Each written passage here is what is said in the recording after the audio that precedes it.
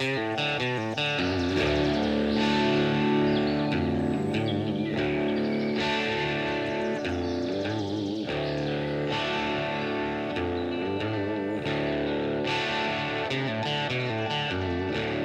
for tuning in. My name's Andre Servin, and you're listening to Off the Roost podcast, brought to you by Off the Roost Custom Calls, turkey calls for the serious hunter. Join me and my co-host, Paul Murdahl, as we delve into the world of the wild turkey, covering everything from calling tips and tactics and hunting strategies to the latest equipment available, featuring interviews from special guests and custom call giveaways. We'll do our best to keep you up to date on this obsession we call turkey hunting. We appreciate you joining us. Now let's get on with the show. Hey there, everybody. You're listening to the Off the Roost podcast, and this is episode 13. And this is the special on the road edition with my buddy Paul. Paul's over in Mississippi right now, and for some of you guys who follow us on Instagram, you guys saw that he was able to fill his tag. So, Paul, let's talk about that. Right, I was able to fill one tag on Saturday afternoon, actually. It was a pretty uneventful morning. There wasn't a heck of a lot of gobbling going on around where I was at. I think maybe I heard 5 shock gobbles to crows, I think, you know. And during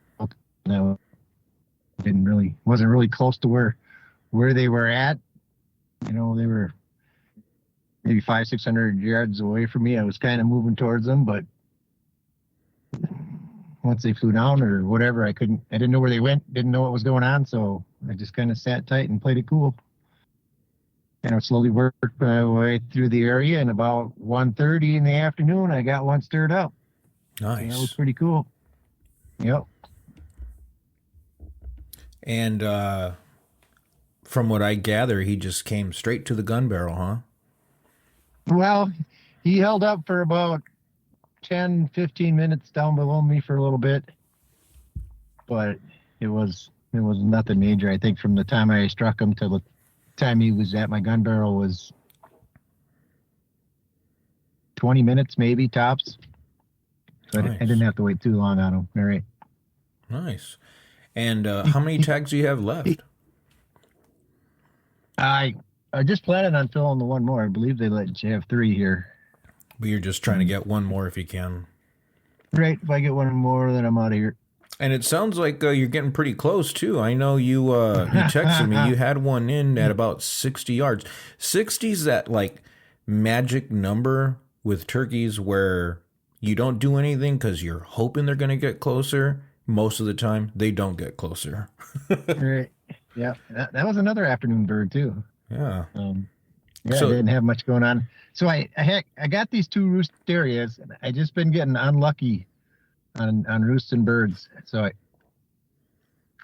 before the couple days, it'd be the Wednesday or the day before the season opener. I was in this area Thursday morning, and I heard a little bit of gobbling. You know, two roost locations on opposite sides of the ridge line that I'm at. Yeah. And every time I go in there, you know, the first time I went in there was just a couple of shock gobbles is all it was. And then the second time I went in there, it would have been, I believe, Sunday. And somebody actually come in on me right at gobble time, and I was all the way back at the end, and he followed me all the way back and started hooting on his owl hooter right at gobble time, and I hooted back at him, and he must have turned around and went back, and about 5 minutes later, all the gobbling started up, and it was back where he was going from, back where I walked by on the morning to get in. So that was where all I had was out in front of me, and there was nothing going on out there. So I kind of played it slow out there for a while, and I think about 10 o'clock, I started fading back up to where I started hearing the gobbles early that morning, and I think it was about 2:30. I think 2:30 in the afternoon, I finally got one to pop off, and it was pretty neat.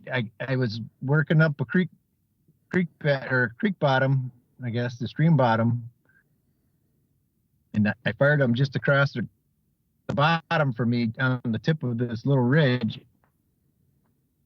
And I quickly ran up, cut it to about 100 yards of distance off right away, and sat down and called to him a couple times. And I hear him. He's down in the creek bottom with me now. He's only about 100 yards, but he's behind some brush. But I hear him and he's yelping. Yeah. And then he cut a couple times, and I yelped and cut back at him. And I think I maybe heard him yelp once or two more times, and then I hear him go back up on the point, I think. Yep, he went back up onto the point of the ridge again. And I called to him a couple times up there, and I started getting a little more aggressive with my call, not real bad. And then I went quiet for a while. He wasn't answering me or anything. Yeah. And then next thing you know, he fires up back down in the creek bottom, and he fires up like 10 gobbles right in a row. Bow, bow, bow, bow, bow. Dude, that's amazing. And I'm like, oh, dude's going to come in. Yeah. I'm just going to wait him out. So I just wait and wait and wait and wait. And I suppose about 15 minutes go by, and he pops one off back up on the point of the ridge. And I'm like, oh, man, it's going to take a little bit to get this guy. Yeah. So I waited for about a half hour, and he didn't gobble again, and I didn't call to him. I was hoping maybe he was going to come in. But then I snuck up on, I kind of backed around and got up on top where he was, and then got around the other side of the point that he was on, and got down, I suppose, maybe 150 yards of where he was from where I heard his gobbles at. Yeah. And I sat up there and tried to call him out, and he wasn't having nothing to do with just some basic calling, so I went into some cuts. Yeah. Extended cuts, and I'm kind of sitting there, and all of a sudden there he is, 100 yards below me, standing there with his head up. Wow. looking right up at me. It was kind of cool because the sun was behind me, and when he was standing there, and when he turned, the iridescence on his body, it turned him all gold. So it was shining gold down there before he started coming up the hill. I love that. He was trying to flank me at about, I would say 80 yards. Mm-hmm. And when he got up, just almost parallel to me, there was a little rise in the terrain that he got behind. And when he got behind it, I was like, oh, all right. He's probably going to either circle around behind me, or he's going to come right at me. And he come right at me, and I seen his head coming up over the rise, and he got to about, like I say, 60 yards, and he stopped and started looking around, and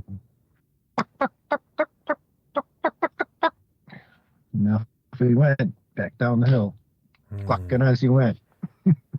Yeah, it was painful. Yeah. It was a bad setup. When I was sitting on the ground, that little rise that was to my left, Mm-hmm. it looked like where the rise crested, it was in range. But then when I stood up after he left, and I looked, it wasn't a real rise. It goes, but then it was flat on the other side. Yeah. So he didn't have to. By the time his head popped over the crest, it was back out of range, and you could see where I was cleanly. He wasn't. Yeah. Well, let me ask you this. It was a misjudgment on my part, bad setup. Yeah, well, let me ask you this, man. Since we will be having part 2 of the Denny Gulvas episode, do you think maybe a pick a spot calling would have helped out? Like, if you kind of set that up a little bit using pick a spot? Yeah, it's possible, but it's so open. I use pick a spot, and I sit and, if I would have moved from where I was, Yeah. he would have got to where he was and still not seen the hand and got nervous and left. Yeah. Because when he crested, when he was able to peek over that little knob, he could see, everything around me. There was nothing. There was void. There was no bushes. There's no deadfalls. I was just playing the the curvature of a little drainage, Yeah. trying to set it up right, and I should have been a little bit closer to the little rise is all, maybe 10 yards closer or so, 15 yards closer. Yeah, Well, live and learn. I think you got what, 2 more days left? I'm here till Friday. So So what is Wednesday, that? Wednesday, Thursday, Thursday, Friday. Friday, 3 days. Mm-hmm. Cool, Suppose man. I could squeak Saturday out too if I really had to. Okay. Cool, man. Well, I hope you can get on one more. I know you've been kind of keeping me updated, and I'm under the impression I think you could get one more, but I'm just trying to keep that positivity going. I'm looking forward to this morning or tomorrow morning. I was in a new spot to me this morning, Mm-hmm. and I didn't hear nothing. And then when I finally heard gobbles, they were way off they were right on the border of the private. Yeah. And by the time I got over, they filtered back into the private. Couldn't hear them anymore. So Mm-hmm. that was about it for today. So it was pretty. I did drop my packet of mouth calls, so somewhere in the woods. So I had to run to the run to the hunting supply store and pick up a mitt full of new mouth calls. Well, I'll tell you what, buddy. When you get back, I'm gonna have a handful of off the roost calls ready to go for you. It's sweet. The way I've been dropping them through the woods down here, I'm gonna need them. Well, yeah, man. What's the weather looking like tomorrow? Oh, it's supposed to be sweet. Oh, that's good. To be, like mid 70s, lower 70s. Mm-hmm. Not supposed to be much wind. Is it gonna supposed to be start off in the 40s? I think I haven't checked it yet, but I think it's supposed to be in the low 40s. It's supposed to be crisp and clear, and not supposed to be a lot of humidity. So yeah, should be able to hear forever. Yeah, you can't beat a day like that. That's one of those bluebird days, Hopefully I can get in on a roost. Like I said, I haven't had any roost actions. All my actions have been in the afternoon. Well, I think a lot of those birds down there are used to guys calling to them right off the roost. That's why I think you've been getting lucky in the afternoon. But well, I know I want to get in on a roost and find out. Yeah, dude. Cool, man. Yeah. Well, yeah. So this is I'm calling it the on the road edition because Paul's in his truck right now and he's just calling us on his tablet here. But so if anybody's wondering why maybe the audio is a little bit different, and another thing I've been forgetting to mention on some of our other episodes where my audio sounds a little bit off, that is because I'm at work and I forget to bring my laptop and I have to record my audio just off of my iPhone. So there's a little bit of an explanation for why sometimes the vocals sound a little bit different, but that smooth buttery voice you got, it don't matter, man. What you're so it's like spreading mayonnaise over some bread. Oh man. Nice and smooth. Yeah. All right, man. Should we get into it? Yeah. So I gotta hit the sack, man. I gotta get up early. Yep, for sure. All right, Paul. Well, I'm gonna go ahead and I'm gonna let you go. I'm just gonna talk a little bit about part 2. You bet. All right, Paul. Have a good one. Later, bro. Well, how about that, folks? Paul getting it done in Mississippi. Let's congrats Paul on that. Yeah, I guess some stuff that I kind of wanted to talk about before we kind of get into the episode, like Paul was mentioning, he got to kind of hit the hay due to my work schedule. It was tough for me to kind of meet up with Paul at a decent time. So thankfully, Paul was able to kind of stay up a little bit later than would be preferred. But yeah, so recently, I know we mentioned that we would be talking about, different gear and all that stuff. Recently, I purchased the Alps Impact turkey vest. And I have tried it out in the backyard. obviously over here in Minnesota, turkey season has not started yet. I do like the vest. It's cool.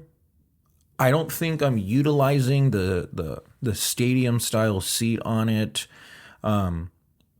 as maybe it is designed to be. I don't feel that the cushioning on it is that good for a long sit.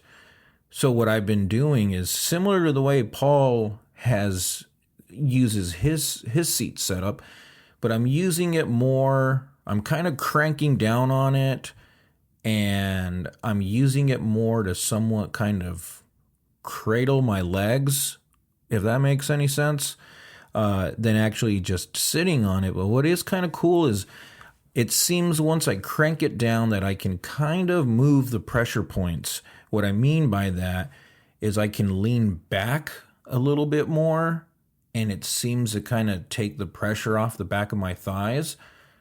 Or I can let off from kind of pushing off with my feet, and then then the weight gets back into my thighs and all that stuff. And then it seems like you can actually kind of sit on it, and kind of put the weight there in the rear. But so far, it seems like a pretty sweet vest. I've decided that I'm going to force myself to use it all season, so I'll be able to give you guys a true review on how the seat held up for me. In the meantime, though, I've decided that I think for part of this, I'm going to let the Cabela's vest stay at the house. I don't think I'm going to bring it with me. Oftentimes, I think once I'm starting to use something new and maybe I find one thing I don't really like about it, I just kind of maybe too quickly just kind of switch up to the Cabela's vest. So I think I'm going to leave the Cabela's vest at home this time, and I'm going to give this Alps Impact vest a good honest try. So I guess, with that said, let's go ahead and, talk about today's episode. This is part 2 to the Denny Gulvas series here, part 1 and part 2. Part 2 talks a lot about, turkey behaviors, and we get into camo a little bit, and, he talks about pick a spot calling, and gives a little instructional on how to use Denny Gulvas's calls.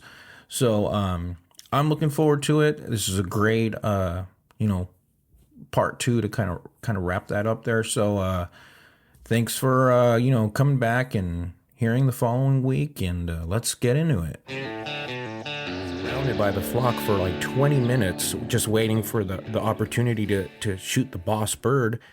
And one of the hens in particular, the lead hen, she was not moving, and she was staring at me for 5 minutes straight. And that whole time, I squinted my eyes to the point of, like I said, I can almost just see the shape of it. And the birds just kind of fed around me. They didn't really pay any sort of attention to me. Eventually, I just kind of blended in with everything. Do you think there's a little bit of truth to that? Or is this just in my head? Oh, it's not, absolutely. And that's a perfect point, Andre. And what I think it is for sure, and I've done some experiments with this, is they have a sixth sense. I mean, this is amazing. I mean, anybody spends time with wildlife will know exactly what I'm talking about.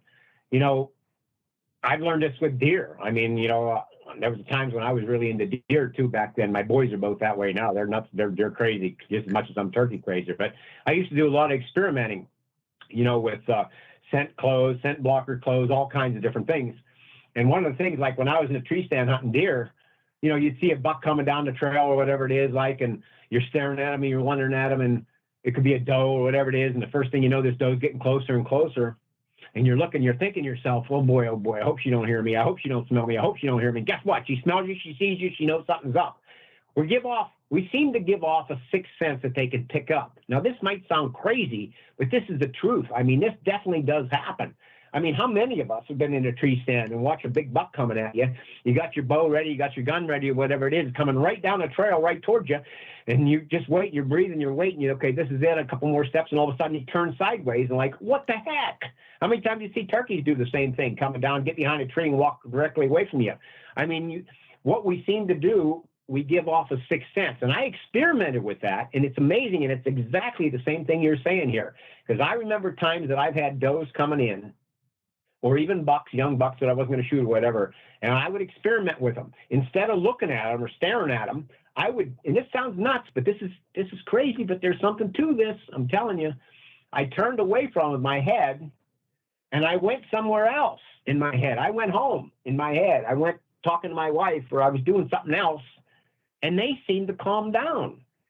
And as soon as you turn back around and stare at them and look at them, it's almost like they know something's going on. They're not sure what it is. And it just, animals have a sixth sense. I mean, it's crazy, but there's so much to that, you know, and that's what keeps us going. I mean, that's what's so neat. And I know people say, no way, Gulvas, you're out of your mind. But I'm telling you, I experimented with it. I'm telling you, there's a lot of guys out there listening right now that can, I'm sure they're going to, you know, they're going to acknowledge this. They're like, oh yeah, that happens to me. You know, that happens all the time. Actually, it's kind of funny. I think it's called HEC. There's a suit now that you can supposedly wear. I've heard of it. You know, that supposedly helps you not give off. Now, I've never tried it, never used it. I'm kind of, you know, skeptical about it, but, you know, but there's something to that, you know, and the same with turkeys. And I'm going to give you an example with turkeys. You know, many people that I would take out in the woods, and I'm a loner. I do everything pretty much myself. I mean, anybody can tell you that, you know, I mean, I don't go with too many times. I just love being in the woods myself. I can learn so much. I don't have to worry about too much about where another guy is. I know it's a lot of fun to be with other friends out there, and I do. My sons and stuff, I'll go with them. But a lot of times when I'll get a guy and I'll say, you know, especially like an amateur or whatever it is, or maybe somebody's been around, hasn't been around much around turkeys, and I'll send them by a tree. And I'll say, I'm going to go by that tree. You stay right here by this stump or whatever it is. And the first thing they're going to say is, oh, that turkey's going to see me. That turkey's going to see me there. I'll say, no. Just sit there, sit still, whatever it is. And start calling turkey in. And next thing you know, the turkey sees them or whatever. You know, I found out in all the years of filming turkeys, I found out that if you, like when I'm calling a gobber in or a hen or whatever it is, I try to think that they're not going to see me. You know, if you start to think and worry about them seeing you and picking you out, I can almost guarantee you they're going to pick you out. Yeah, for sure. But if you just kind of like be natural, think naturally, think of being one of them, be comfortable. Don't give out that, you know, animals through all evolution, they have that sense. They have that ability to pick up something. They're not even sure what it is. I think, you know, I know for sure they don't know what it is, but they have the ability. But you know, I've had gobbers looking at my camera lens, actually see themselves in the camera lens. They've been so close. And I just felt comfortable with them. Now, had I not one time when they got to within 10, 15 yards away, think to myself, uh-oh, he's going to see me. I know he's going to see me. Yeah, guess what? He's going to see me, or she's going to see me. You know, so I try to, all the time, I try to get that sense of being comfortable with them. You know, I mean, being comfortable. And it's hard. It's easy to say, but it's hard to do. But there's really something to that. And when you were saying about your eyes, I mean, yeah, predatory animals always, you know, on the straight ahead kind of thing. And that's the other thing about filming too, I found. And, you know, my biggest nemesis, I guess, is the camera lens. Yeah. I mean, because I'm a nut about I'm a camouflage crazy nut. I mean, I've tried all kinds of different things. I've got leaves all over me. I want to be, as I said, I talked about already, I want to be part of the woods. That's what I want to do. I'm not going to hurt you. I'm not going to hurt the turkeys. I'm not going to do anything. Just forget about me. I'd love to be able to say that, but I can't.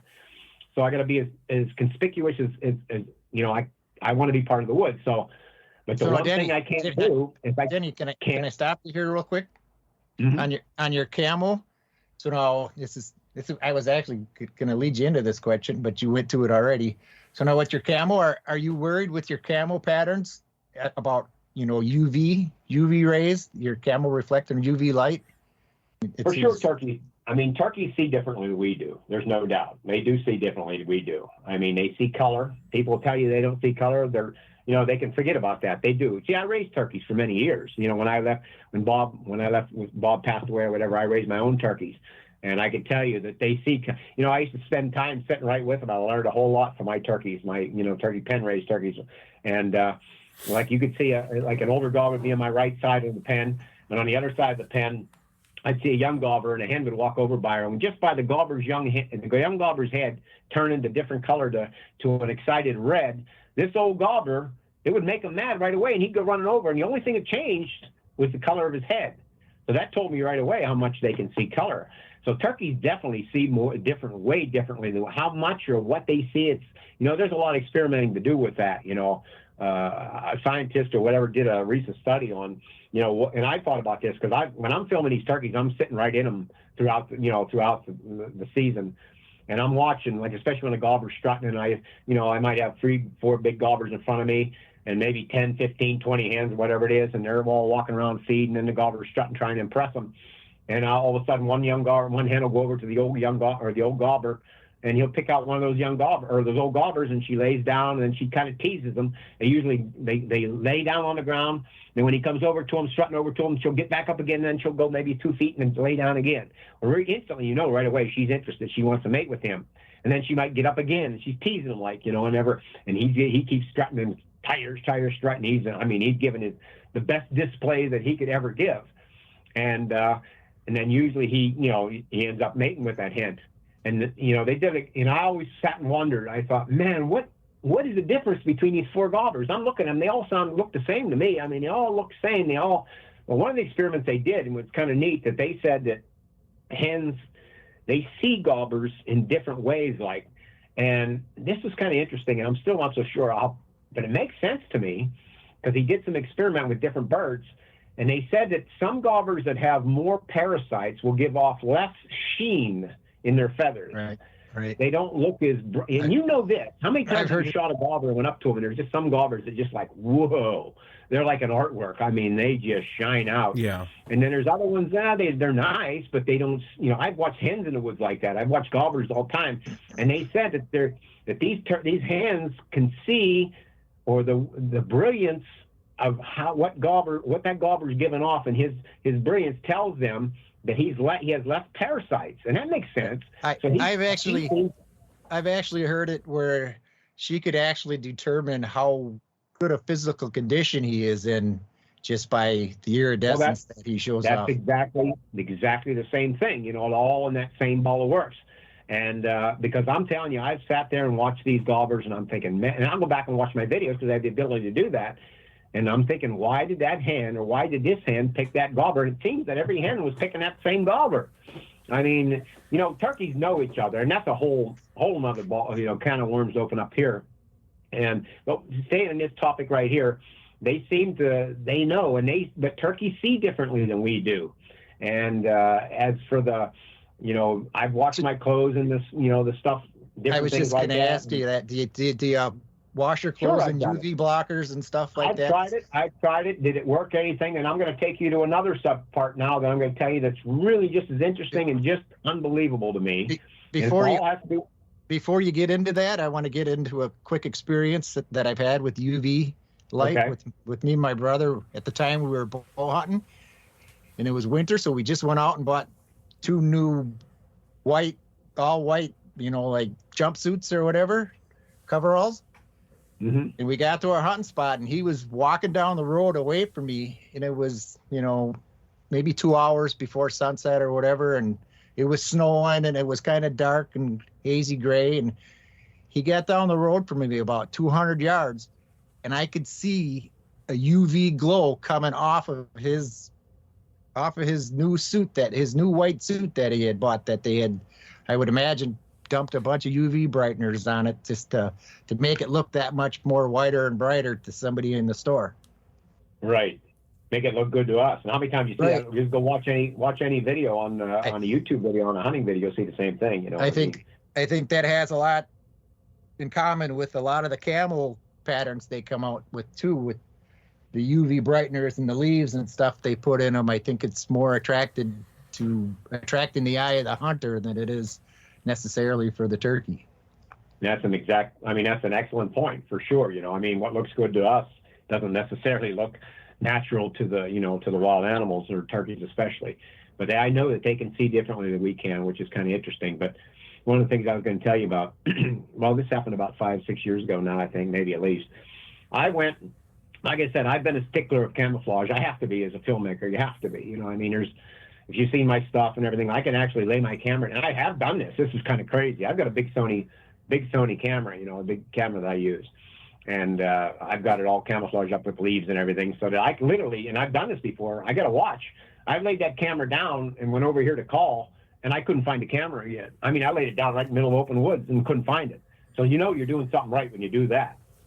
But several years ago, I went and bought a ghillie suit, a regular ghillie, an Army military ghillie suit. And I brought it home. This was probably in December or so, several years ago now. And I've told this story a little bit, but this is a true story. And I bought the ghillie suit, and I come home and I added leaves to it. I painted it a little bit to match, to get like more browns into whatever. So it matched. To be honest with you, the way I had it set up, I can almost guarantee that I could come to your house if you had a little bit of woods or whatever behind your house. I could probably get in there in the grass or whatever, and you'd never know I was there. And we've all seen ghillie suits on how they, you know, I mean, they blend. I mean, if you do it the right way or in the right places. And I'll never forget this. I mean, I spent months working on this ghillie suit because I told my wife, I said, this is going to be it. There's no way. This is going to be fantastic. I was so excited about it. I couldn't wait to get out and start working with it.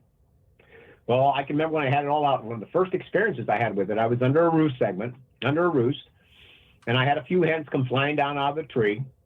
And some of the first ones that come down out of the tree landed maybe 25, 30 yards away from me. Some of them a couple, 10, 15 feet away from me. And it was like, I thought I was blending in perfectly. And some of those birds would immediately like kind of look and shy away and move and turn. And I'm thinking, oh, geez, well, maybe, whatever. And then I'd walk away, or they'd go away or whatever. Some of them do. Some of them never noticed me or didn't notice anything, Then I'd go to another roost the next day to another spot or whatever it is and have the same, and I'd have some birds never notice anything, but there were some of them, a lot of them would be looking at me like, and they'd be kind of shying away from me. And I'm thinking, what the heck? After 3 or 4 or 5 times, I'm thinking, this is incredible. I even took the camera, took my suit off, put it up right where I was just sitting, went back with my camera and filmed it, and went back and looked at it, and I thought, holy geez, there's no way. How could they be seeing me? I mean, I look exactly the same as the background. I mean, I was blending in perfectly. And this was going on a couple of times. And it didn't happen to every turkey by far. Some of them never noticed me much. And I'll never forget this one roost I was at, and the turkey, they come in, they was frustrated. I thought, wow, this is crazy. I can't believe this is happening. And I'll never forget this. I was walking through, back out after going back. I was going back to my vehicle, and I looked out into the field, and there was a guy had a blind set up. There was nobody in it. And a blind was set up in the middle of the field. And it hit me, and I'm thinking, oh, my God. Here we are. Here I am. I look exactly like them woods. And these guys are sitting in these blinds, and these turkeys are walking 3 feet from them, and they don't even notice them or don't even think of anything about it. And it was such a frustrating, crazy, eye-opening thing to me. I'm thinking, this is nuts. So I worked with this a number of times, and I watched the videos and tried to understand what the turkeys are doing. And I remember one time I had a hen coming in, and the hen was coming into me, and when she got to about maybe 20 yards, 25, 22 yards or whatever it is, she flew up in the tree right up above me, and landed up in the tree about 20 feet up in the tree and started clucking, looking down at me, giving kind of like those not so sure, whoa, what are you type clucking, looking down at me. And I'm watching her, and I'm thinking, holy crap, I can't believe it happened again. This is nuts. And then it hit me. Whoa.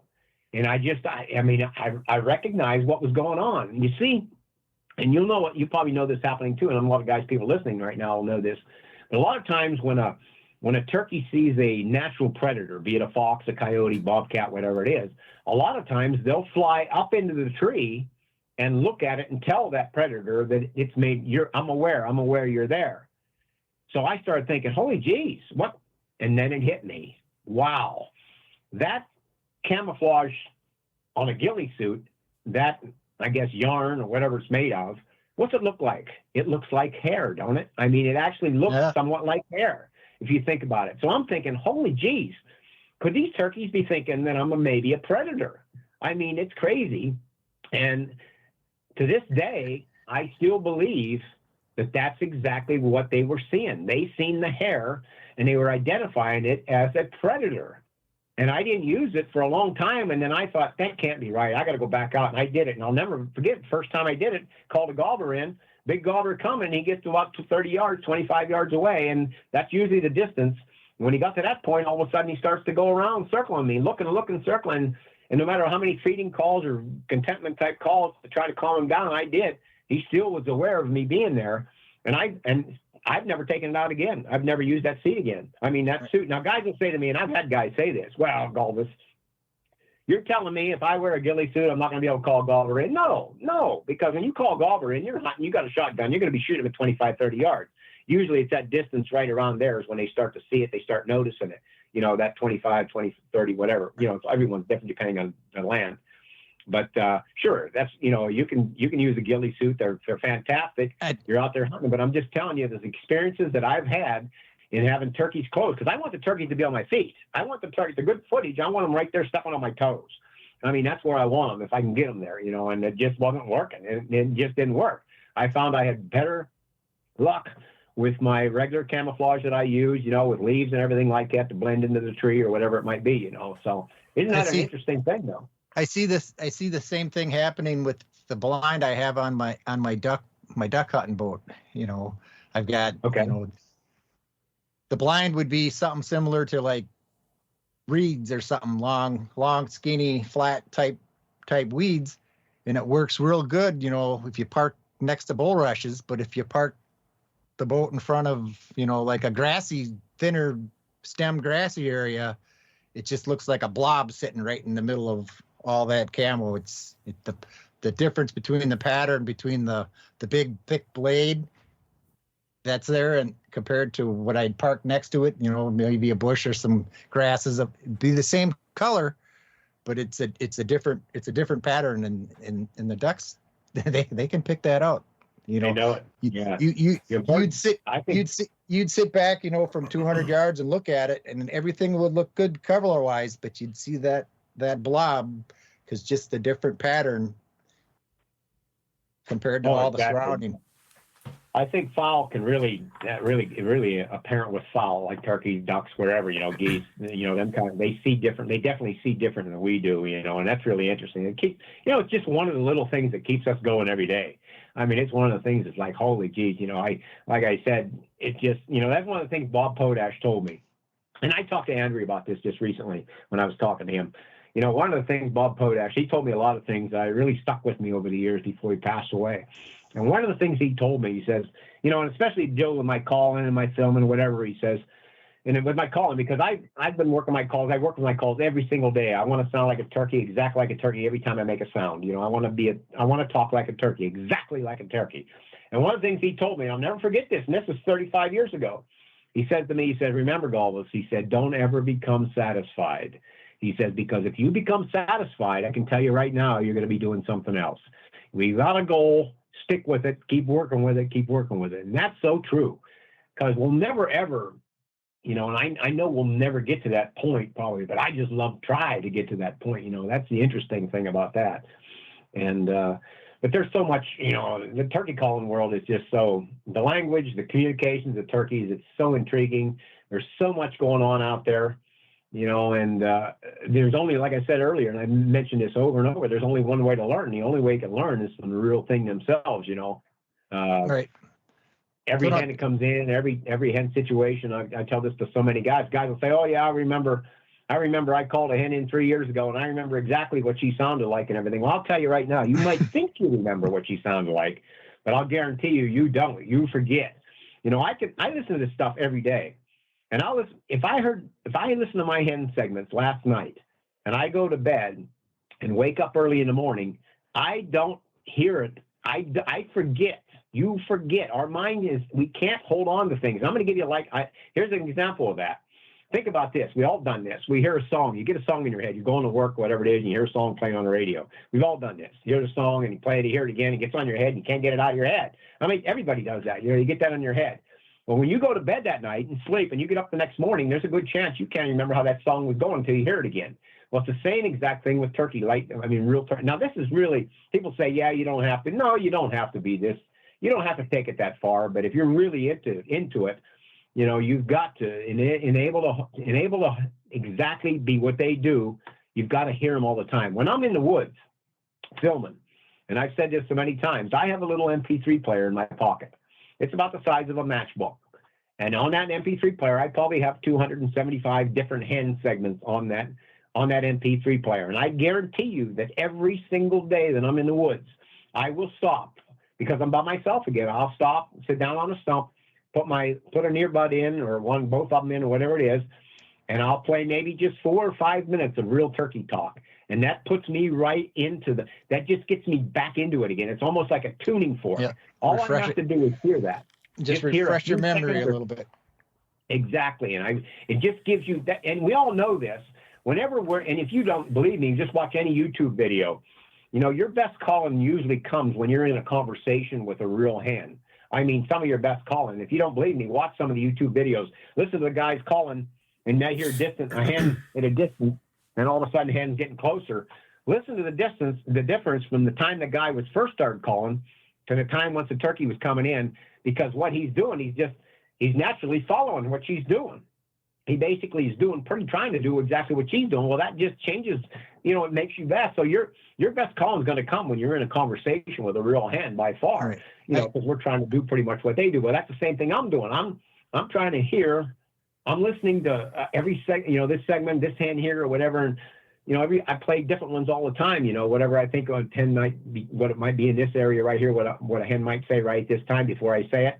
And I'll listen a little bit and then I'll put it back in my pocket again. But you can't believe on how well that works. I mean, there's something to that. So if you think you heard it 3 years ago, conversation online with the guy here about, well, I didn't get in a conversation with, but it was a forum. It was a post in a forum, and I was getting into, oh man, I do this all the time.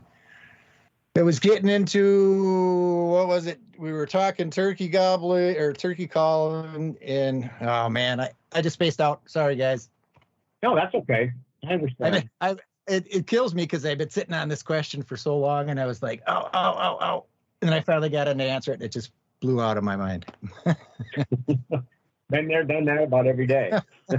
I actually got a question, Paul, so that might give you a little bit of time to remember what it is that you were going to ask. But one thing I kind of want to get on, because I know we were going to discuss setup, and we were going to discuss your signature pick a spot calling. And then something I want to touch on, you mentioned patience, and I want to say that's when things really began to change for me, was once I started to utilize pick a spot calling and some patience. That's when things started to change, because prior to that, I was very much like you were mentioning, Denny, just a whole lot of running and gunning, covering as much ground as possible, as fast as possible. And the thing is, when you're doing something like that, you're not giving the situation enough time to unfold. And so when I started to pick a bench on the side of a ridge, create that scene as you were mentioning, back off from there 35 yards, and then just sit there and give the situation time to unfold, then that's when I started seeing birds quietly wander on in. But I learned that most of the time, when a guy goes up to an area, does a few calls, doesn't hear anything, walks off after 5 minutes, that's just not enough time. And so once I started to do this, and I tell myself, I'm gonna let this create a situation, and I'm gonna sit back 35 yards. I'm gonna give it 45 minutes. If I don't hear anything, I'll get up, go right back to that bench and do a little bit more, and then come back for the next 30 minutes. And if nothing happens then, sure, maybe I'll move on. And normally within that time frame, that's when I see from a corner or something like that, that's when I see a little bobbing head and a bird coming in. So I guess, do you want to go ahead and maybe kind of elaborate a little bit on your pick a spot calling, and then let's kind of get into setup a little bit? Well, that was in my video years ago when I made my last challenge pressure golfers. I made 4 videos. The most popular one I had was the last one I made. It was called Challenging Pressure Golfers, and I talked about a lot of different things on that. If any of you've ever watched that video, that was a very successful program. Yeah, I love it. And there was a number of things. And, Andre, yesterday when we talked, I talked about turkey hunting, how it being an art. And the Challenging Pressure Golfers, what I talked about, there's a lot of different elements in there, and being that turkey hunting's changed so much today, I'm worried that some of the art, the things that the elements in a successful turkey hunt are being lost in some ways. But in challenging pressure gobbers, I talked about, there's an art to locating a wild turkey. I mean, many years ago, there was a lot of guys that would go out and they'd spend a month before season. And I've seen this a lot, and we did it, back in the 70s and 80s. We spent a lot of time before season looking for turkeys. Back then, there wasn't many turkeys. So we went out and tried to find them and locate them and stuff. And there's an art to locating a turkey, on how to locate turkeys, before season. Today, we've got more turkeys. Guys just, they go to the same place every year, or they just know that turkey's going to be there. So that locating, you don't see anymore. There's another thing about, once you get the gobbler located, the next thing is setting up. I mean, there's an art to setting up. It's, you just don't go and pick out a tree somewhere, and a lot of this all comes with experience too. You could hear a gobbler, and this happens all the time. A guy will hear a gobbler and he'll just, there's a nice tree right there. Let's set up right there. Well, you didn't really think, if that gobbler answered your crow call or your hawk call or whatever, you made him gobble with a non-turkey sound. There's no reason he's going to come running into you. So you got time. Look the area over. Every place is going to be different. It's all dictated by the vegetation. It's all dictated. Every area is different, So you got to look the area over, and you start to take it apart. What if the turkey comes in from over there? What if the turkey? I play out a situation. I visualize, and this visualization I talked about in my challenging pressure gobblers, how important visualization is. Visualize if a turkey would come to your right. If he comes in front of me now, what if he comes behind me or whatever? If you spend a few minutes visualizing what if, man, that helps you so much in your pickup, in your setup spot, and how to pick that setup spot. And that's an art. That's something that usually comes with experience. I could tell you what you might want to do, but you don't. You can't learn that until that little bit of experience. You have to be around gobblers a lot of times and have some experience under your belt. Like anything, experience is the best teacher by far. But that setup spot, what I call the control center, because that control center is where basically once you set up that control center, that's where everything is going to happen from that point on what you're going to say to the gobbler once he comes in, and how you're going to be able to the time you make the shot. So then that leads from the setup spot. Once you get that setup spot or control center, that leads to the next thing in, and that's conversing with a turkey. What are you going to say to him?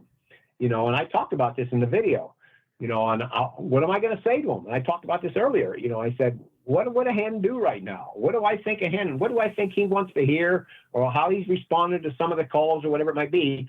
You've got to learn that, how to communicate to him. And that's a whole thing we've all been talking about here for the last hour and a half on how to communicate to the turkey. Getting back to setup tree, Denny, I go through a lot of the process that you go through, and the perfect setup tree is never in a spot where I want to set up.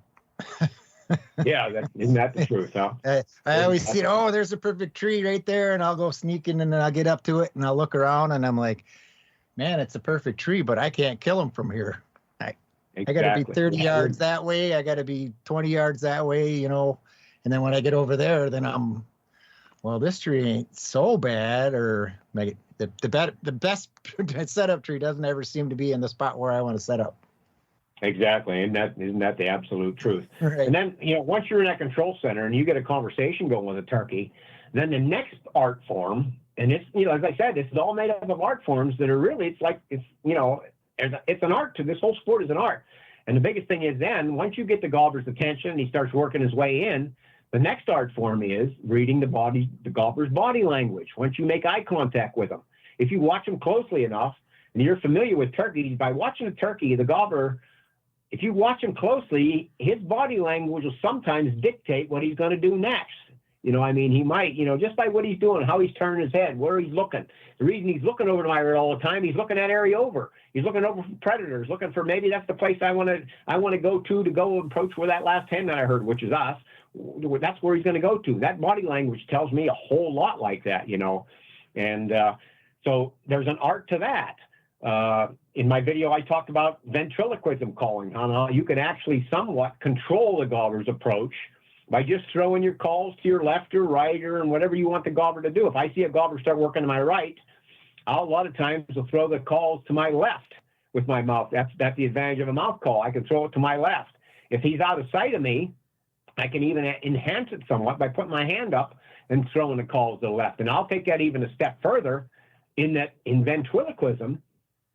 What I'll do is I'll look at something off to my left or off to my right. Actually look at it and actually imagine the sound coming from there. And it's amazing the effect you can have by doing that. You know, you imagine the sound coming from there, and you can actually that's what ventriloquists do. You can actually make it sound, and you can really sometimes, it doesn't work by far all the time, but it has an effect on a gobbler's approach, and you can actually change. I've had gobblers zigzag back and forth on their way in just by changing the calls from left to right. So there's, that's an art thing too, but there's a whole lot to that. I have a quick question on that ventriloquism calling. I know we touched on before that you were saying that a gobbler can pinpoint the exact location that you're calling from. I'm curious, during the ventriloquism calling, is it enough to trick that gobbler and deviate his route, or does he still have an idea that it's coming from that tree?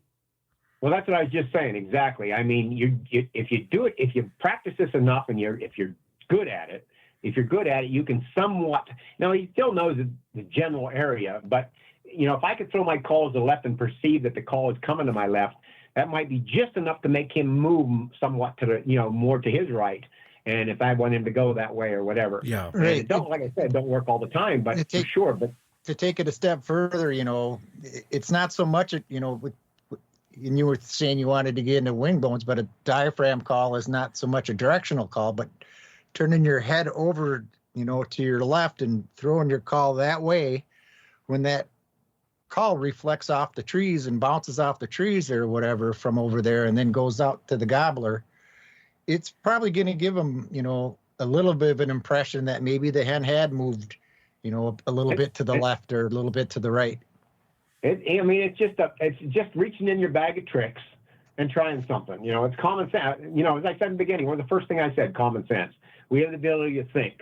We can think this stuff out. Now, Denny, yeah. I'm going to have to stop you there now, because you're talking to turkey hunters now, and you're bringing up common sense in the same sentence. Is that applicable? Even though today you don't think some people don't have common sense, but everybody has common sense. We just don't learn to use it all the time. Maybe I'm getting common sense confused with sanity. Yeah, I guess so. But then, another thing is, in the art, when I was talking about art forms of turkeys, okay, you got the gobbler approaching you and everything, and there's another art form too, and that's, you got to learn too, and that's on actually how to shoot the gobbler. You got to learn when and where to shoot and how to shoot. That's a lot to that too, and how to move. One of the things I learned when I was filming, very frustrating, and I talked about those first couple times. When I'm filming, I'm looking at a viewfinder, so I'm watching a gobbler coming in through my viewfinder. Now, if you think about this, the lens of my camera is down below me to my right, okay? So I'm looking through the viewfinder. So the lens of my camera is probably maybe 9 inches, 10 inches away from where my viewfinder is. So really, what I'm seeing is what's coming from that position. So how many times when I started calling gobblers in, and they were coming in, and we all know that the only time you can move your gun when a gobbler's coming or whatever is when he goes behind a tree or whatever it is, a tree or stump or something to obstruct his view from you. Well, many times when I'm filming them, they go behind a tree, and I'd go and move the camera. Next thing you know, he comes running out of there. I'm thinking, whoa, what the heck did he see? Well, I forgot that really what I was seeing in the viewfinder was really what was coming through the lens, which was 10, 12 inches to my right. Well, he really wasn't all the way behind the tree when I moved the camera. Right. So I had to learn to actually learn that and work with kind of a flow. Like, I had to let him get behind the tree, and then I would move part of me and then just, make it all one fluid motion. And that was kind of like something I had to learn. And the same thing with a gun. On my first video in spring gobbler hunting, I talked about how and we all seen this, gobbler comes in and he knows just about where the hen should be, where you are or whatever. And he's looking so intently on that spot, and he can't see her. How many times the gobbler, it's almost like they know that you're going to move the gun. How many times they'll walk right behind a tree and they'll pull their head back and look. It's almost like, ha, gotcha. Yeah. I've seen that happen a number of times. That happens a lot. Or they'll turn right at that time and walk right away from you and disappear and say, where'd that gobbler go? Here, he left that tree behind. He left that tree between you and him as he walked away. A turkey's vision is completely it's different than ours. And you touched on predators' eyes and stuff. See, a turkey's eyes are on the side of their head, so they can see. I mean, there's only a small spot in behind them where they can't see. So they can see, behind them pretty much. They can see left and right what's going on, way different than what we can. And we got to keep that in line when we're out there. So you can see now the whole different things that are involved, in the art form of turkeys. And you're talking about picket spot calling. It's something I learned years ago as a filmmaker. And I brought it up years ago with my challenging pressure gobblers, and guys are starting to get onto it now and figuring out, they're employing that technique because it's so good. It works so well. But I've seen people doing it before, talking about it, and some of them are not doing exactly what the way that I found it works the best. As a cameraman, for me, and it's somewhat different when you're hunting with a gun. You can shoot. You don't have to see them. The further I can see a gobbler's approach, the better it is for me for a camera. It just makes a much better footage. So I learned that from the years, and one of the things that I found out is this picket spot calling. And what it is that you set the spot where you want the gobbler to go to, okay? So let me give an example. Okay, I'm walking down a ridge line on the top of a ridge, and a gobbler just across a small draw, maybe 150, 200 yards across another hillside or whatever it might be, or maybe down in the bottom. And he answers your crow call or whatever it is, or whatever you got, and he gobbles, or he gobbles on his own to a crow, or whatever it might be. Now, I'm looking, so I know where the gobbler is now. So again, we go back to what I said before. I'm going to look for a setup spot, but I'm going to look for the place that's best for me, where I can see the best. So what I'll do is I'll probably go on out to point a little bit further. Most cases, most people, this is what they do. When they hear the gobbler, and they'll just pick out that tree and sit down right there. Well, you might have, the hillside might go out of maybe 15, 20 yards and drop off. Well, if you start calling from that position, there's a good chance that gobbler is going to come straight up that way. And then guess what he's going to do? He's going to come and stick and just lift his head up over the bank. And that periscope with his eyes only about 1.5 inches from the top of his head, that's all he has to lift up. And he's going to see you sitting right there, and he's going to be going duck his head, and you're never going to get a shot at him. I don't want that. You don't want that. I want to control where he goes to. And this is the beauty of the picket spot calling. So I'll go on out the point, because there's no hurry. I don't have really any hurry. I just heard him down there. Even if he answers my call, you can still use this. I'll go out, and you just have to do a little quicker. I'll go out maybe another 30, 40 yards, 50 yards out the point there or whatever. I'll look the ear over, and then I'll start talking to him from that spot. That's the spot that I want to get the conversation. The first conversation's going to him. I want him to, I'll talk to him whatever it takes to get him interested. And tell him that I'm an excited hen or an interested hen. Let him know there's a hen up here. I'll do whatever I think it takes. Let him answer a few times or whatever. I'll do whatever I think it takes. And then I just go quiet from that point and then go back. I could go maybe 100 yards, 80, 90 yards back up to where I can see the best, up overlooking where I just got done calling. I'm looking over. I might be 80, 90 yards away from that. It don't matter, depending on the woods and the terrain. And then I pick up my setup spot, or I might even done that before I did the pickup spot, depending on time-wise. Once I get in my position then, and this is key, from that point on, you do not make one sound, because you just set everything up with your pick a spot. I pick the spot where I want the gobbler to go to. I let him know there's a hen up there. I'm back now. I pick up my spot where I want to set up, where I've set up. I got everything ready to go. You're with your gun, and I'm with my camera. Now all I do is just get tight, become part of the woods, and let the gobbler do the rest. And in most cases, what he's going to do, if he's interested, if he was going to come in the first place anyhow, he's probably going to go to where I last called, because he's going to go to where he last heard the hen. In many cases, when a gobbler goes to a place and he gets around that area where he knows, because we talked about it how many times now, where a gobbler knows exactly where sound's coming from, what they'll do a lot of times is they'll give what I call a searching gobble. And all you got to do is just sit and wait for that searching gobble, because you're probably not going to be able to see him. He could be down over the hill or whatever it is, out in vegetation, whatever. Once he gets close to where that hen should be, he gives out a searching gobble. And all he's doing is just saying, hey, where you at? I know you were in here. Okay. And that's what you wait for. And then once he gets to that point where that hen, and where usually they're going to go, and I've had them sometimes come within 5 feet of where I called, sometimes even closer to where I called, because they know exactly where the hen was. And he's looking for her. Sometimes they'll start gobbling again. They'll start looking, where you at? And they'll gobble again. That's the ideal thing. Once he gives me that search and gobble, and then maybe sometimes you can see him out there right where you last called. But I want to caution you that you do not make one sound from the time you talk to that gobbler originally from that setup spot, or where you talk to him in the first spot to where you set up your setup spot. Because think about it, if I made a call while he was halfway there or whatever it is, I just blew whatever I just set up, because now all of a sudden, oh, there she is way over there now. So he can circle you. Now he can start going back around the side of the hill, go up around you or whatever it is. I wanted him to get to that spot where I can see the best.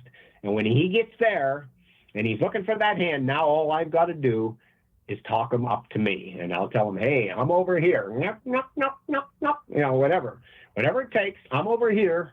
And now he says, oh, there you are over there. Then I've got it. I've had him in control now. That is an absolute excellent technique. It's something I've learned years ago. And I see a lot of people now employing that technique. It's one of the things I talked about in my Challenging Pressure Gobblers DVD. And it's an excellent technique. I use it all the time. It is an excellent tool. Something I want to point out that I do when I'm utilizing this tactic is, like you were mentioning, how sometimes maybe you pick the tree first and then you head down to the area that you want to call the gobbler from. What I will actually do is I'll head to the area I'm going to call the gobbler, and then I'll look back and I'll scan the woods for the perfect tree, or the most perfect tree for that situation, and I spot it and I go, bingo, so that's where I'm going to be at. And then I'll call then head back to that area. That's exactly, we're just reversing what I just said. Exactly. And that's a good point. Absolute part. What's the best place? And what I usually do is you can do that when you first get to the area or whatever. You can look back or whatever, but you find a spot where you can best see, because you want to try to keep everything. You want to get away from that element of surprise. There's nothing worse than a surprise. A lot of the gobblers, the ideal situation is the gobbler gobble the whole time as you're talking to him and he's coming in. Man, that doesn't happen. How often, that doesn't happen. Yeah. You know exactly where he's at. He gobbles and then he doesn't gobble for 10 minutes. Next thing you know, he's right there up your right side looking at you, looking for you. And that's what we try to eliminate. And that's where the pick a spot comes, the value of that. We could talk all day on stuff like that, on how gobblers will use the sun position. On that Challenging Pressure Gobblers, I talk about sun position. Gobblers, you might not think this, but we know this. When you're walking in the woods on a sunny day, especially in the morning, that low sun, that sun's in your eyes, you can't see anything. Well, a lot of gobblers know that too. So, I don't think they think it like we do, but it's just a natural instinct that they have. I'm going to relate another experience that I had just a couple years ago that's pretty similar to what you're getting into here. So I was up on the top of a pretty steep ridge, it dropped off pretty sharp on both sides. And there was some gobblers, down in the valley in front of me and on the other ridge across the valley from me. But there was one that was out off the end of the point, and that would have been directly to the east of me. And he gobbled a couple times, and I may have got him to respond once, but I was more concerned with the gobblers out in front of me because I could barely hear this guy. And so I was calling to these gobblers in front of me, and it must have been about 20 minutes or something like that. And I heard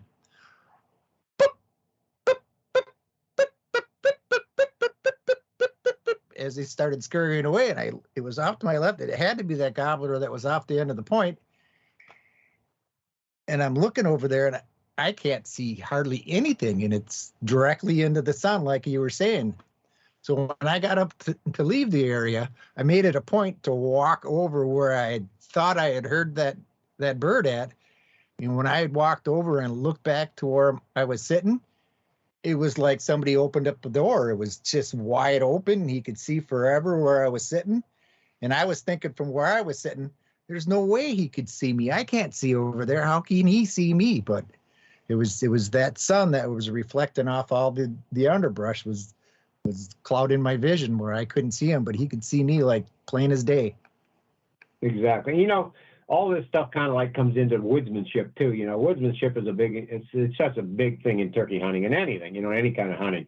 The more time you have the opportunity to spend in the woods, you learn all kinds of things. There's a lot going on out there.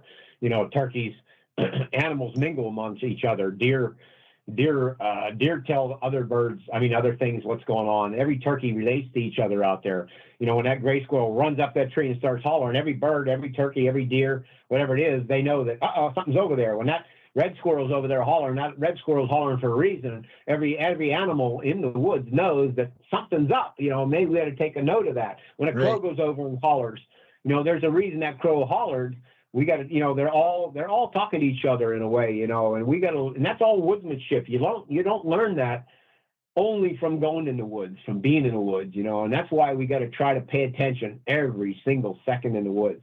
I mean, there's so much going on out there, and that's something I tell so many people, especially the younger people today, we got to try to instill on them that there's a lot of fun out in the woods. I mean, there's a lot of stuff. If you make, people like in deer hunting, turkey hunting, whatever it is, they expect to go out and they'll bring a youngster out or whatever it is on their first trip, and they maybe heard a gobber, didn't hear a gobber, whatever, and they get frustrated. They go back to the car and say, we did.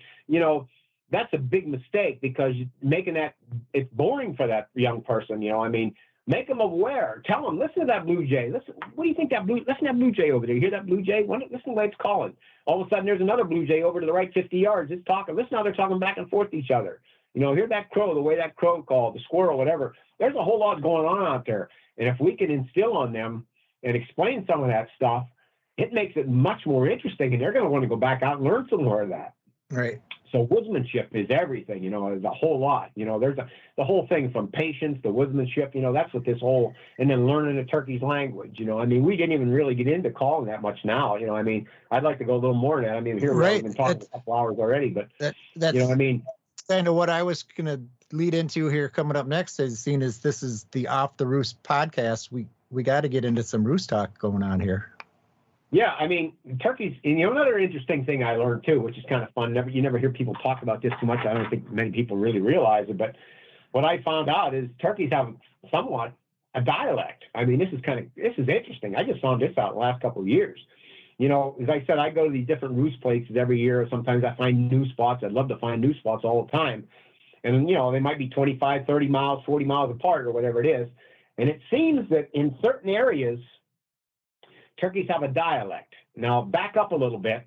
I want to tell you something that I've really, really learned about turkeys. And as I said, there's no absolute for sure, but this is something that's really, really I've touched on. I've learned a lot about turkey language and their voices, and that I have found out that turkeys know each other in the woods. They know each other's voices. They know it. And that all makes sense. When they live out there every single day, you got 20 hens and 20 gobbers, 20 hens, 5 gobbers, whatever it is in an area. Each one has a little bit different voice, the way they express themselves, and I'll tell you how I know this is because when I get a chance to do this, and I do this every day, when I go to an area over and over a couple times, I'll know this hen. I recognize her because I'm listening. I know that hen's voice. All of a sudden I hear another one. I know her. I know her. I remember her. Yes, sir. She sounds, and I'm convinced that turkeys know each other. I know for sure gobblers know each other in an area. Every gobbler knows a gobbler's gobble. And hens know each other. Gobblers know hens. You get a gobbler who hangs around a hen for a day or two in the mating season or whatever, he's keyed in on her voice. And how many times have you been in an area and you might be doing some of your best calling, and maybe a real hen starts calling and she sounds raspy or resonant or whatever it might be, and holy geez, the whole place opens up with gobblers and everything. It's just because they recognize her. The turkeys recognize each other. It's like you and me. I would recognize you, Andre and Paul. I'd know you if I talked to you for a little while. Just think if you live with each other, it makes sense. So these turkeys know each other in an area. So that's why I'm so much into turkey calling, in that when I'm working my calls, I want to sound like as many turkeys as I can possibly do. They change their voices. Every hen has little different sounds, a little bit somewhat, but they all sound turkey. They all have a unique turkey sound, but they have little different voices. And when I go to an area and if I get into a conversation with a gobbler and he don't seem too interested about it, or if I get in a conversation with other hens and maybe they're interested, but they just let me know they're there, I'll change up and I'll come in like a different hen, maybe a gravel hen or a high-pitched hen or whatever it might be, and boom, that might be just enough to spark the interest, and holy geez, a hen will start right away, or gobble right away because he recognizes it. I've had gobblers completely change from doing nothing to almost running you over because I changed my calls, changed the sound to make it sound like something he identifies. They know each other in the woods.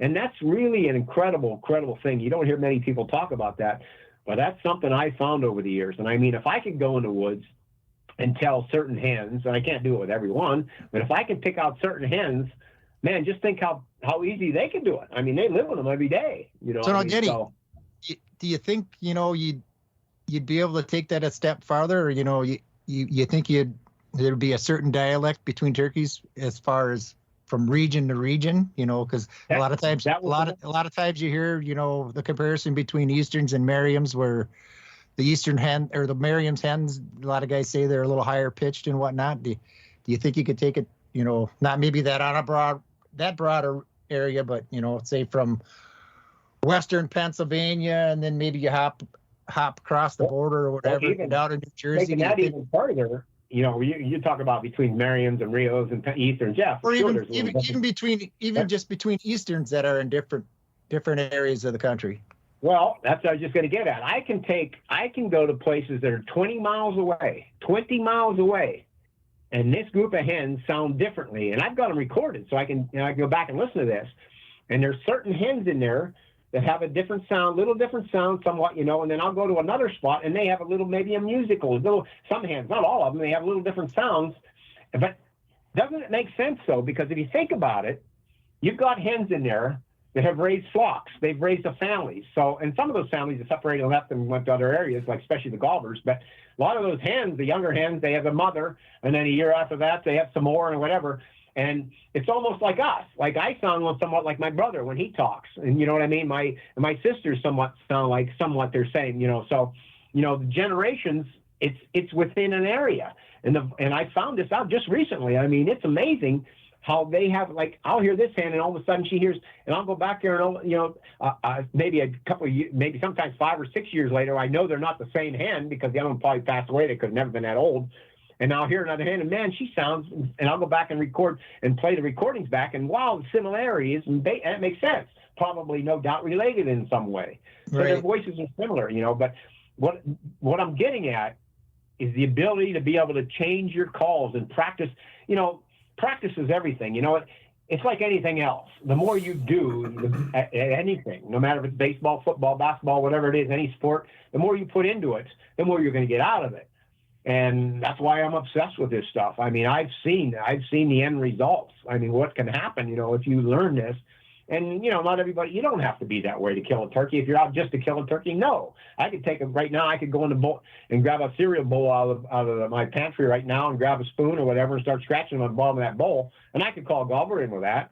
You know what I mean? But is that, I don't want to make it sound like a Gulver. I want to be a hen. I want to be a hen. You know, I mean, that's why I make so many, I make 6 different diaphragm calls. You know, I've spent so many years working with these calls. I've been making calls for almost 40 years now. And I mean, I've changed, I've come to different ways now, and my calls are a little bit unique, and I'm not trying to push my calls in any way at all, but I mean, there's something to, and we talked about this earlier, the more you're around turkeys, the more there's something unique in a turkey's voice, or a real turkey's voice. It's just distinguishable. Even though they all sound a little bit different, they have what I call a characteristic. And people that listen to turkeys, they know that characteristic. I mean, it's indistinguishable. Boom. You know, like, holy geez, that is a real hen.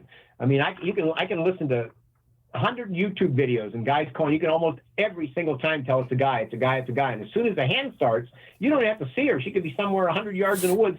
And just the way she's coming across, you can tell the hen. And that's the point you want to get to. I mean, sure, that's fine, Ed. Do you really want to get that way? I do. I want to get to that point. That goes back to that gruff call you were getting back to earlier. You know, sure, and that's only one. You were getting to a point there where you were talking about the guy was comparing himself I can get myself to sound like Matt Van Sice, and it's because you got the same latex and rubber and stuff in your mouth that Matt's got. You know, what you want to try to do is you want to try to sound like that turkey that doesn't have all that latex and rubber in there. You know, and Matt's a good turkey caller. Matt sounds like a turkey fight. You know, like I said, he's one of the best in the contest world by far. You know what I mean? And Matt's a unique individual. I've spent many times with Matt. You know, we sat right here, we went through different things and talked about things, and he has the ability, he has a good ear to really pick up turkey sounds. I mean, he knows, he holds on to them like he knows. And, you know, he's talented in that way, and that's why he's so successful. He knows how to present, He knows how to present the calls in a natural way. You know, not many people can do that. Right. And that's why he stands out. On that order, again, Matt Van Sice or anybody, me. I mean, I'm not going to, I don't want you following me because I'm not a turkey. Right. You know, I'll let you know. I'll let you know when I'm a turkey. I'll look down and I'll see feathers on me. That's the only time. But I'm telling you what, I'm still a human calling. You know, I mean, I'm still a human. Van Sice is that good because the turkey in his head comes from listening to actual turkeys. That's exactly it. That's exactly it. He didn't listen to me. He didn't listen to nobody else. No. Right. The guy saying, yeah, I can sound like Matt Van Sice. Well, the turkey he's got in his head is because he's been listening to Matt Van Sice and all them other guys calling for forever. And today, you know, that's a bad thing. It's today with, you know, with our technology and devices and Facebook and YouTubes and all this stuff, we get so easier. Back years ago, you know, when contests, you had to be at the contest. Very few people recorded contests back then, you know, so we didn't know what people sounded like back then. But now it's so easy for us to listen to someone else, which is exactly the wrong way to go.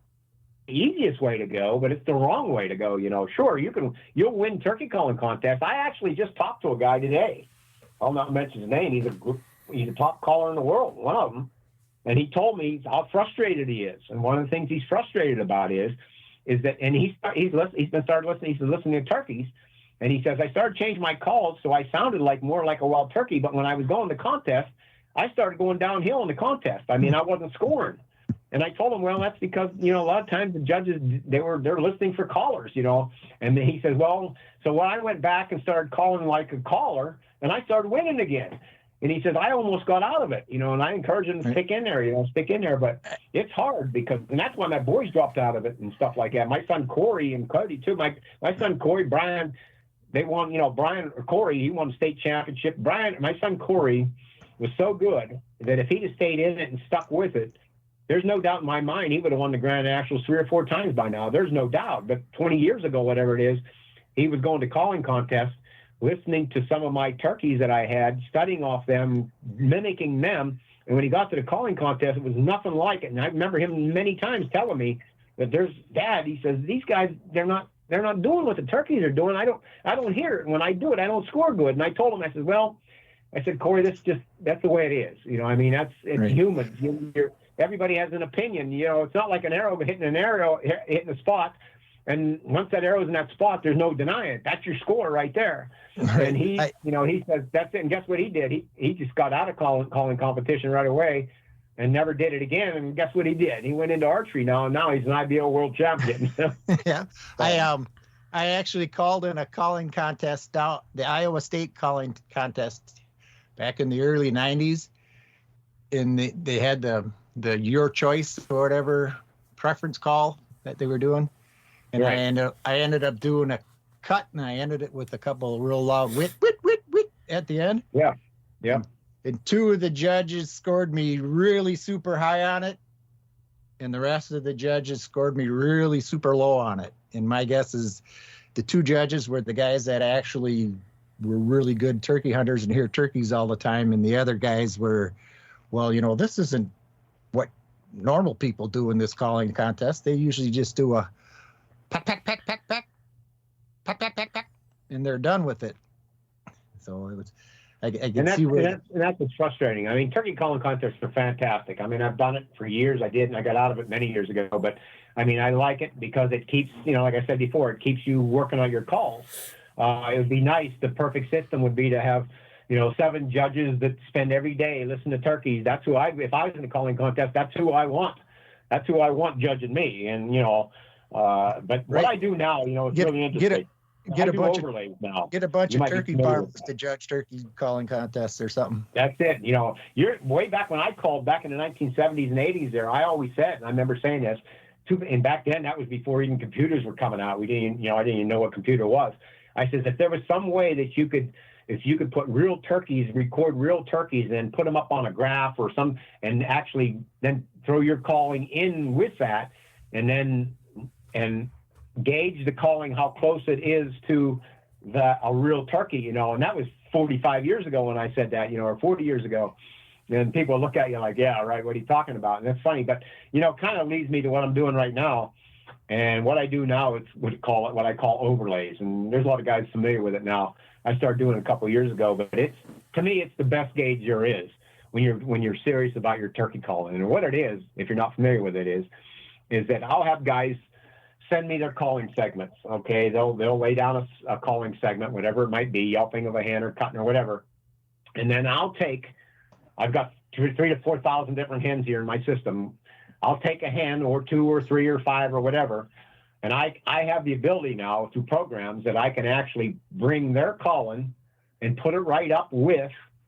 I can actually see calling now, which is really neat. Right. I can see the wavelengths or whatever on the screen. Right. I can see it. There's programs now where I can do that. So I can just do quick ones, record them together. But what the ideal thing is to have the real turkey talking, a real hen yelping, and then all of a sudden your sound, I'll bring your sound right in with it, right after it, and then the real turkey, then your yelp, and then that yelp, and then we'll go to another hen, and she'll yelp, and your yelp will be brought in, and I can bring them in one right after another right after, and that is the absolute best gauge to learning on becoming real.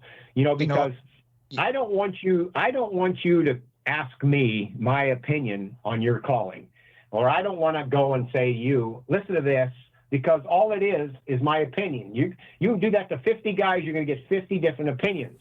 So what do you learn from that? Really, you're just getting people's opinions. But when you hear your calling done with these overlays, when you hear yourself right against the real thing, now some guys will say, well, that's just one hen. No, I'll do it. If you want me to do it with 10 hens, I'll pick 10 hens. Or you tell me the hen you're trying to do or emulate, I'll put you right in there with them. And what's really funny about this? This is really interesting, and I've told a number of people about this, and this is the absolute truth. And I'm talking about some guys that are some of the top win callers in the calling contest world. I mean, they'll send me a segment. I'll do an overlay with them for 2 or 3 hens or whatever they want. I'll send it back to them, and I never hear from them guys again. I mean, it's like, whoa. What? That's something we could do with our software that we're recording this interview with, Andre, where it shows us our wavelengths. We could use it. You could use it that way, where you call into it, you got your tape review, and then you can compare it to other turkeys, to the real thing. Oh, technology today is, but that's really, that's the ultimate to me. And I don't care what anybody says about it. I mean, it just that there's nothing better than that. I mean, I don't want, I'm not going to tell you what you sound like, because that's my opinion. I can hear things that you might be doing, and I'm not going to tell you that. I want you to learn. And when I do these sort of segments, I don't usually tell anybody my opinion. I just let them make their own deductions from when they hear it.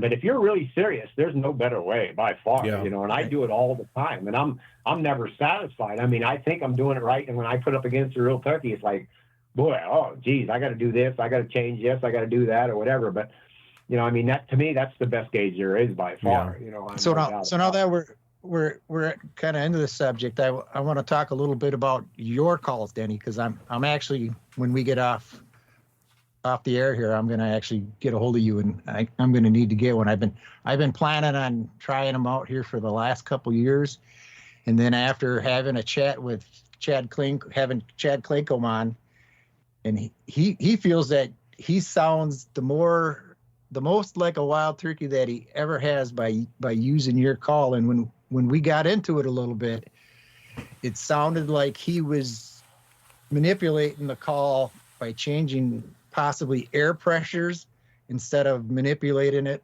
by changing tongue pressures. Could you go into that? Could you go into that for us? Right.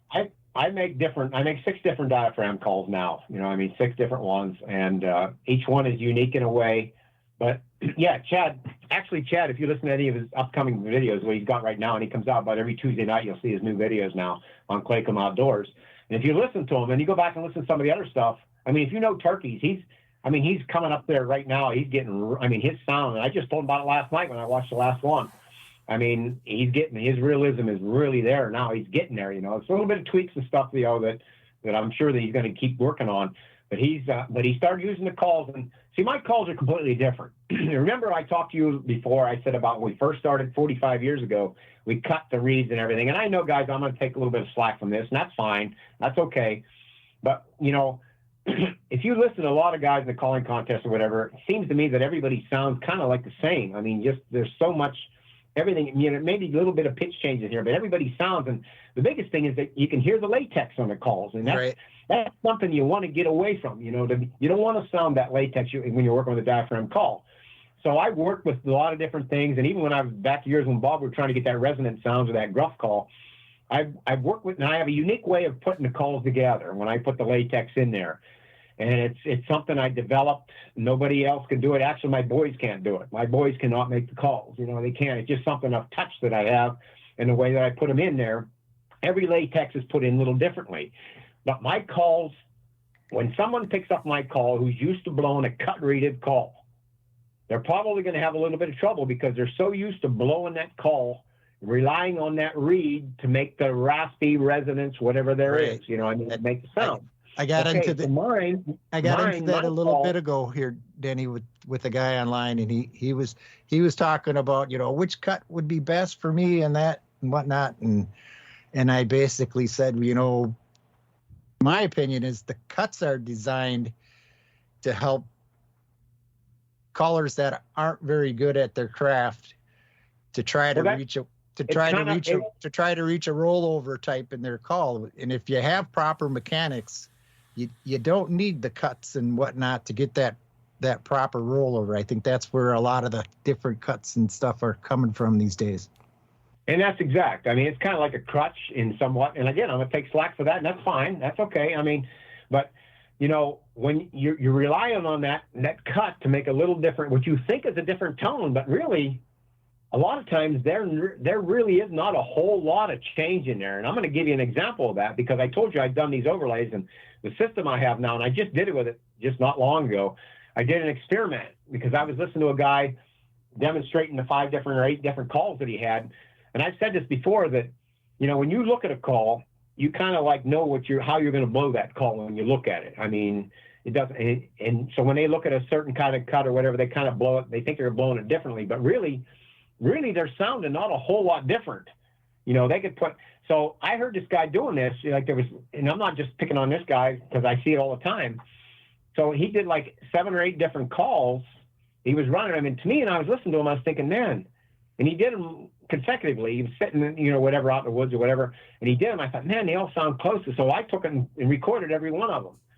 And then I took it to my system, and I put them together. I put 2 of this call, 2 of that call, 2 of this call, put them all in one long yelp of about 14, 15 notes. And guess what? They all sounded almost exactly the same. I mean, that's crazy, even though you don't think it sounds the same.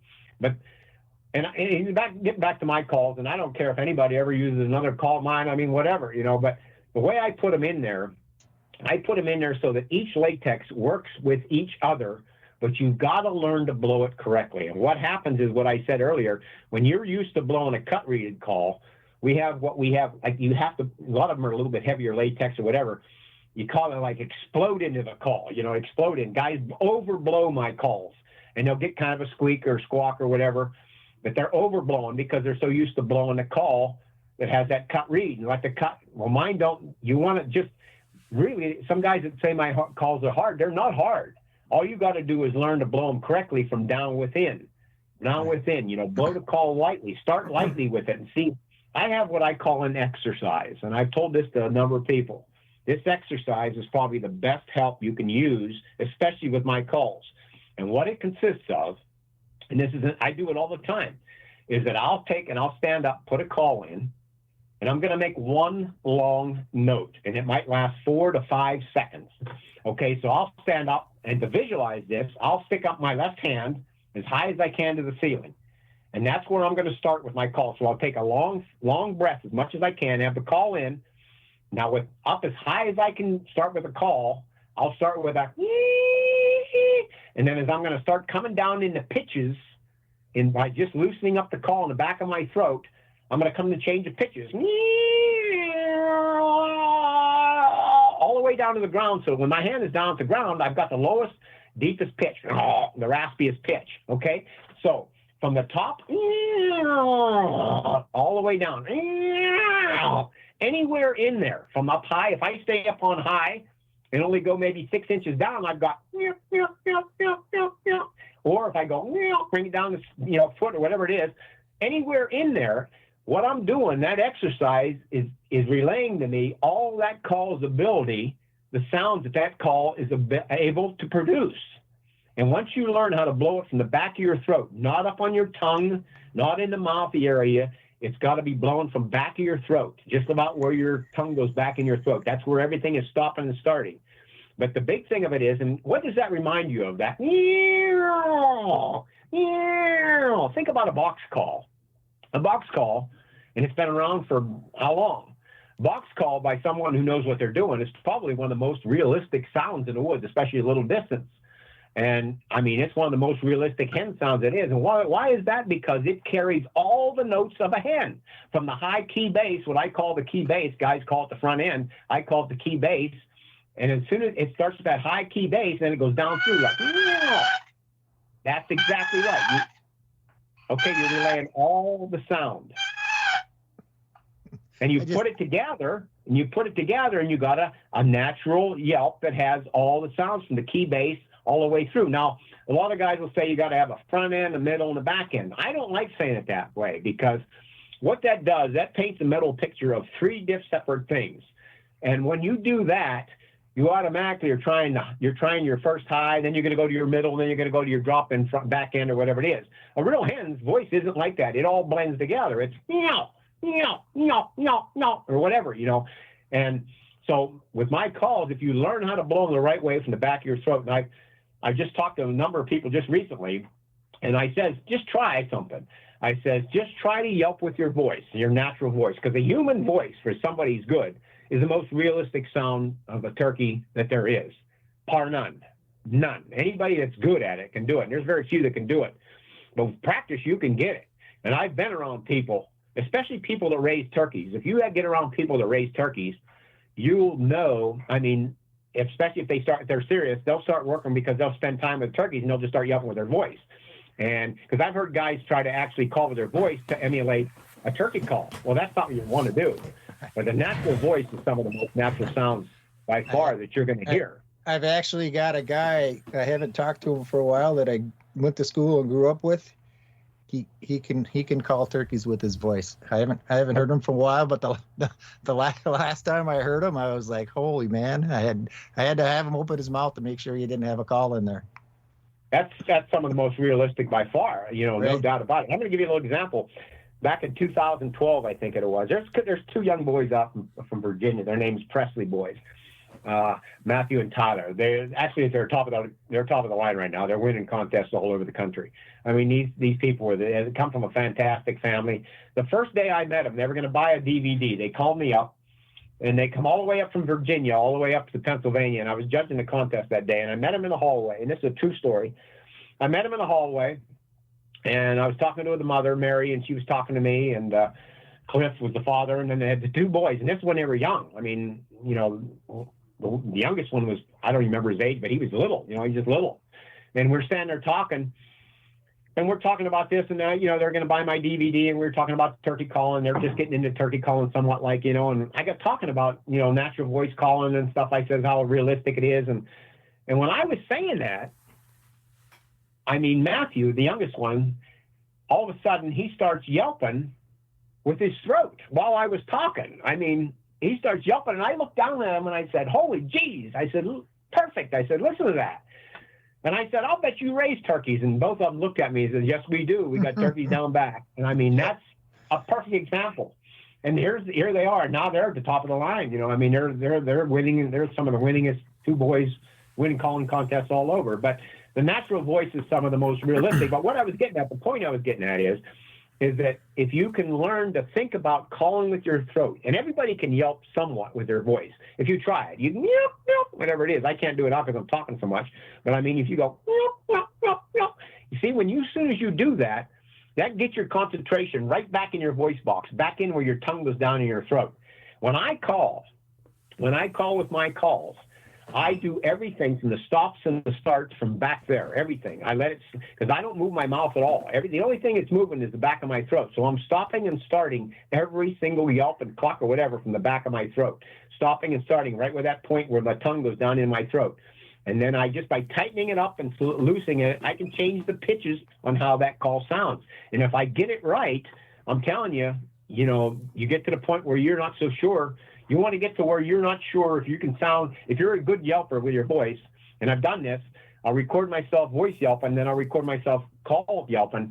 And if I can't tell the difference between the two, then I know I'm on the exact right track. And that's the basis behind my calls. You don't want to overblow them. They're capable. Everyone has a personality. Everyone's a little bit different. Some guys say, well, I got this call I bought from you, and well, I wish you could make 5 more like that. You don't want me to make 5 more that sound exactly like that. I can't anyhow, because every turkey call has a personality. Everyone's a little different turkey. But I guarantee you that if you work with every call, because you might have some calls you say, I don't like that when you put it in the side, put it in the box. But I can almost guarantee that if you pick that up 5 days or a month later and start working with that call a little bit, you're going to say, holy geez, maybe this is a better call than I thought. And that's just, and the other thing I always suggest to everybody, especially with my calls, and I'm sure this is with everybody's, all diaphragm calls sound better when the latex is separated, for sure. Because mine will not do what they're intended to do if they're stuck together. And a lot of guys will say, well, I put toothpicks in the calls or whatever. You don't really have to do that. What I do, common sense again, I'll just, when I'm calling whatever, I'll take it out of my mouth, whatever, out of the package of my mouth. It's wet. I put it in the freezer and just let it in the freezer. And when I pick it up tomorrow morning or next day, or whether that could be in the next week or whatever it is, as soon as I take it out of that freezer, remember it went in the freezer with latex, with saliva in between the latexes, it froze. As soon as I take it out and put it in your mouth, it unfreezes and all of them are unstuck. I've had calls for 15 years in the freezer, and they're all still good shape, somewhat, as long as they didn't use them or whatever. But they'll last. Some guys, oh, they're going to go downhill. No, they don't. Freezing is actually the best thing for them. For sure. So now, Denny, let's go through about the different types of calls you sell, because I'm not familiar. Okay, I've got a double. The double, actually, some guys like Matt Van Sykes has used my doubles a lot. In calling contests, he's used it sometimes, many times. He's won contests with it. He likes the double. I mean, he's good with the double. He used to use the Masters, and then he went to the double. The double is a little bit easier to use. It's 2 latexes. It can get a nice light yelp, a contented purrs, keys, whatever you want to do. It's just a little bit easier call to do, but it can really, you can, just by the way you call that, work with that call again from your back throat. It'll do just about everything. The next one, the most popular one that I had, is called the Master's Choice. It's 2.5 reeds. It's been my popular call for years now. Most guys use it. I've used it a lot. 2.5 reeds. It can do everything from resonant yelps to high pitched yelps, whatever, just on how the pressures that you put into the calls. The same with the rest of them. I've got a triple that consists of 3 latexes. All these latexes are thin latexes. And that's another thing about my calls.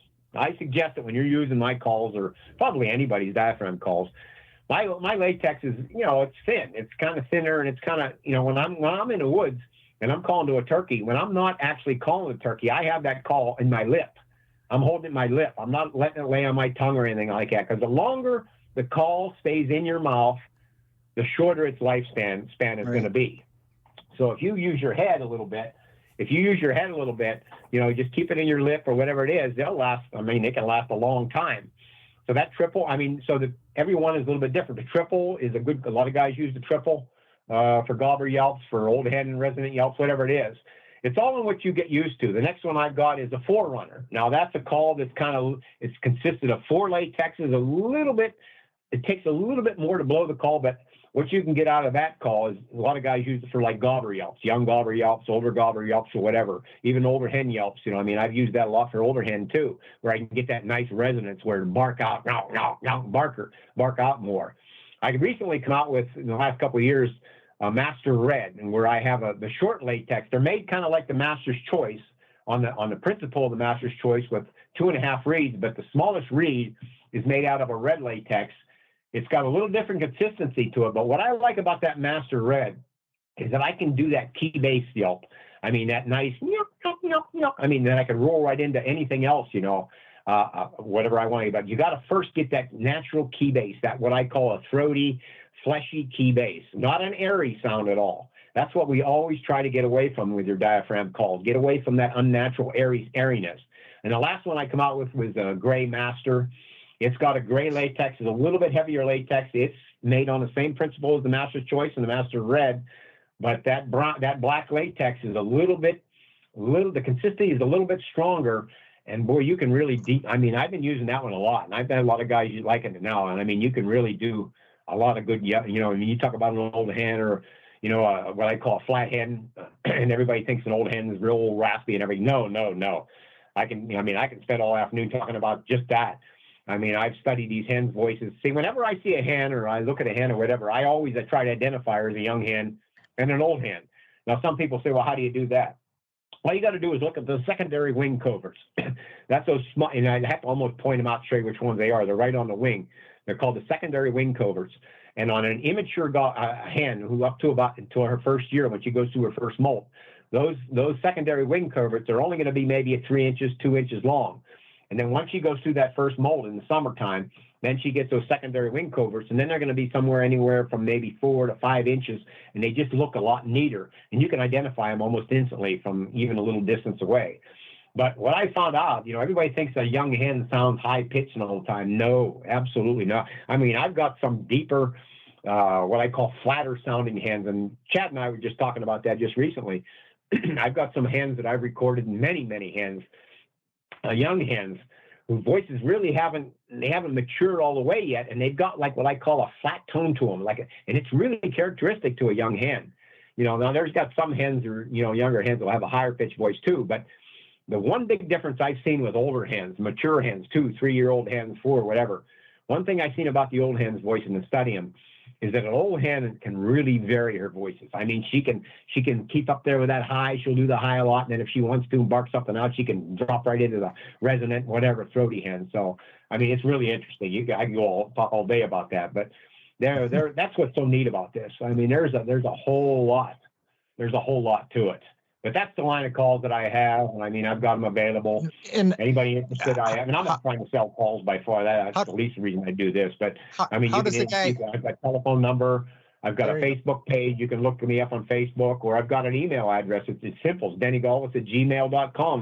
You're interested? I've got them here. If you want to try them, if not, that's fine. I mean, just to let you know they're there. Where would the guy pick up your phone number if unless you want to give it here? Okay, I can give it to you right here if you want it. I mean, it's 814-590-1920. You can call me or you can text me first, maybe, and because I'm usually busy or I'm in the woods, especially from now on until July or so. I'll probably be in the woods in the morning, and sometimes in the afternoon I might be around. But you can text me beforehand to see if I'm there, and you want to talk about the calls, I'll explain them. I'll explain to you how to use them or whatever it is, and same with the DVDs. I have the DVDs available. If you want to, if you're interested in the calls or the DVDs, Midwest Turkey Call Supply. I mean, I just sent them a big order. They have them there. They're available now. All the calls are there. The DVDs, they should have the DVDs there, I think. If not, you can contact them or they can order some more, but they have them. So Midwest Turkey Call Supply has them too. So you can get them from me or them. Cool. Whatever. Sounds if good. If you're interested, I'm not here to, like I said, I'm not here to sell. I'm the worst salesman in the world. My dad used to be a really good, my dad, and I think I told you this, Andre, my dad was a salesman. My dad was a businessman, and then he used to beat me over the head all the time. Come on, you got to push them calls more. You got to do it. Don't you want to sell more calls? I don't feel comfortable selling my calls. I just don't feel comfortable doing that. So, No. I mean, you got to do it, man. That's your product. And for anybody interested, I can fully vouch for these videos, especially challenging pressured gobblers. And you guys got to get these videos. They're works of art, and that one in particular. But, as much as I'm loving this conversation, we're about to hit the 3-hour mark. And this is going to have to definitely be a part A and part B series.